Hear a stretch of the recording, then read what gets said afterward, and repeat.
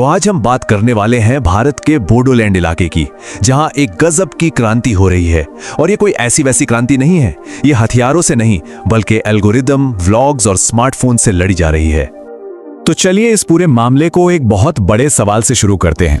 कोई भी समुदाय अपनी कहानी, अपनी पहचान, अपनी पूरी की पूरी हिस्ट्री को फिर से कैसे लिखता है?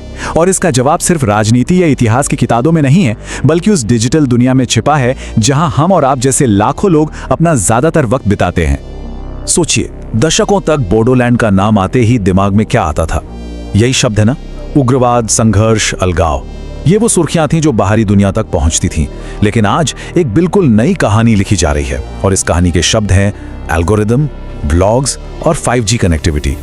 तो चलिए थोड़ा और डीप डाइव करते हैं और समझते हैं कि ये सब हुआ कैसे। हमारा पहला सेक्शन इसी सफर के बारे में है, संघर्ष के दौर से निकलकर डिजिटल कंटेंट बनाने के इस नए दौर तक। देखिए, इसे समझने के लिए थोड़ा सा इतिहास में जाना जरूरी है।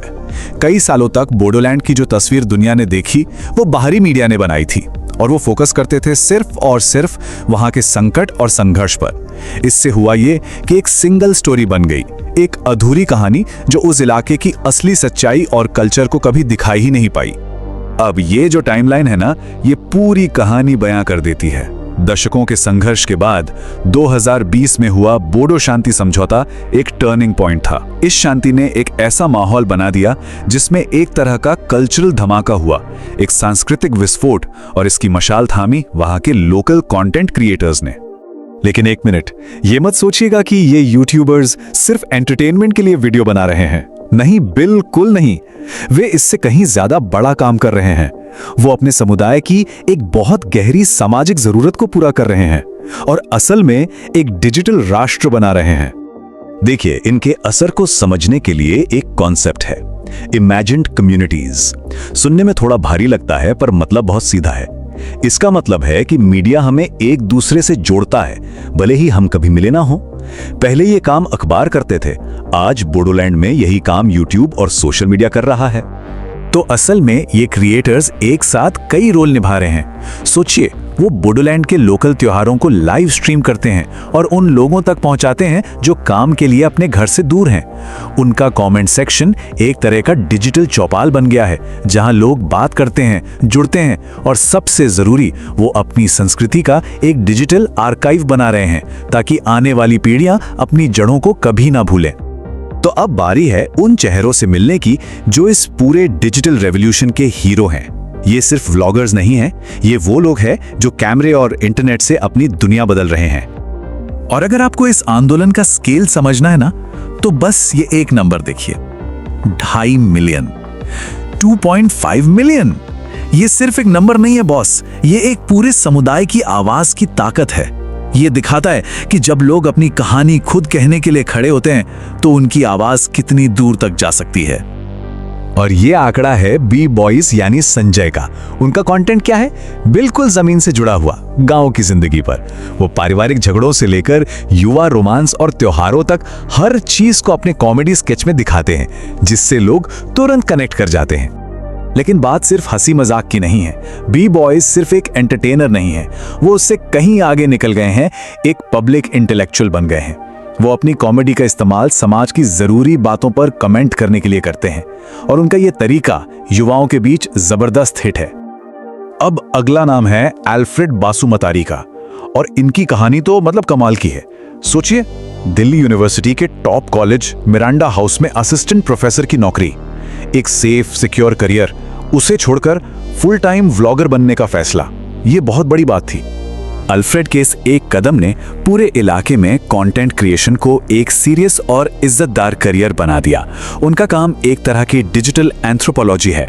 वो बोडो कल्चर और लाइफस्टाइल को बहुत दिलचस्प तरीके से दुनिया के सामने रखते हैं, और उनके एक वीडियो पर, कोकराझार मार्केट वाले वीडियो पर 33 मिलियन, जी हाँ, 3 करोड़ 30 लाख से ज्यादा व्यूज हैं। ये कोई मजाक नहीं है।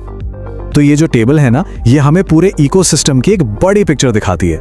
यहाँ हर तरह के क्रिएटर्स हैं। एक तरफ बी बॉयज हैं जो अपनी कॉमेडी से लाखों लोगों तक पहुंच रहे हैं, तो दूसरी तरफ इंग्लिश मेकर हैं जो ट्रैवल व्लॉग से बोडोलैंड की खूबसूरती दुनिया को दिखा रहे हैं और साथ में सोशल वर्क भी कर रहे हैं। अल्फ्रेड बासुमतारी हैं जो काम में एक अकादमिक गहराई लाते हैं, और राजा खुंगुर जैसे टेक क्रिएटर्स भी हैं जो युवाओं को सिखा रहे हैं कि अपना यूट्यूब चैनल कैसे शुरू करें और उन्हें आर्थिक रूप से मजबूत बना रहे हैं। तो ये तो हुई कल्चरल बात।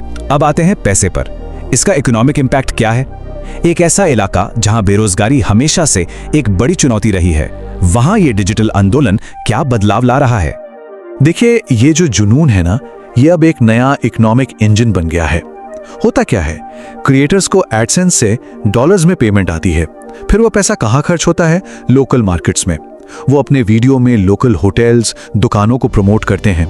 उनके व्लॉग्स वो तो बोडोलैंड टूरिज्म के लिए फ्री के विज्ञापन हैं, और उनकी कामयाबी देखकर और भी युवा इस फील्ड में आने के लिए इंस्पायर हो रहे हैं। तो जैसा कि ये चार्ट दिखा रहा है, ये कहानी सिर्फ एड से आने वाले पैसों की नहीं है। इसका असर कई लेवल्स पर हो रहा है।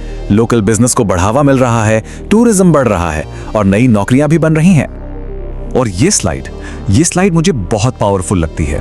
ये दिखाती है कि नैरेटिव की, कहानी की ताकत कैसे बदल रही है। हम एक पुरानी कहानी से जो सिर्फ संघर्ष पर फोकस करती थी, अब एक नई कहानी पर आ गए हैं जो कल्चर और इकोनॉमी पर फोकस करती है। और अगला कदम ग्लोबल रीच। और यही हमें हमारे फाइनल सेक्शन पर ले आता है। तो अब अगला बड़ा चैलेंज क्या है और टेक्नोलॉजी इसमें क्या मदद कर सकती है? ये बोडो क्रिएटर्स अपनी कहानियों को दुनिया के कोने कोने तक कैसे पहुंचा सकते हैं? तो सबसे बड़ी दीवार, सबसे बड़ी रुकावट क्या है? भाषा। बोडो बोलने वालों की आबादी करीब 15 लाख है। ये बहुत बड़ी बात है, लेकिन अगर आपको ग्लोबल स्टेज पर जाना है तो ये एक लिमिटेशन है। तो सवाल ये है कि क्रिएटर्स इस दीवार को तोड़ेंगे कैसे? और इसका जवाब है टेक्नोलॉजी में। इसका जवाब है एआई, यानी आर्टिफिशियल इंटेलिजेंस। सोचिए, एआई डबिंग से वो अपने वीडियो को एक क्लिक पर हिंदी या इंग्लिश में डब कर सकते हैं। मतलब सीधे सीधे 50 करोड़ से ज्यादा की ऑडियंस तक पहुंच। वो अपनी पहचान खोए बिना भाषा की दीवार को तोड़ सकते हैं और एआई की मदद से बेहतर थंबनेल और टाइटल्स बनाकर बड़े बड़े इंटरनेशनल क्रिएटर्स से मुकाबला कर सकते हैं। और सुनिए, ये कोई हवाई बातें नहीं हैं। ये टेबल देखिए, इसमें कुछ ऐसे एआई टूल्स हैं जिन्हें कोई भी रीजनल क्रिएटर आज अभी इस्तेमाल कर सकता है। rask.ai जैसे प्लेटफॉर्म्स हैं जो एक वीडियो को कई भाषाओं में डब कर देते हैं। भाषणी जैसे अपने देसी टूल्स हैं जो सटीक सबटाइटल्स बना सकते हैं। ये वाकई में एक गेम चेंजर है।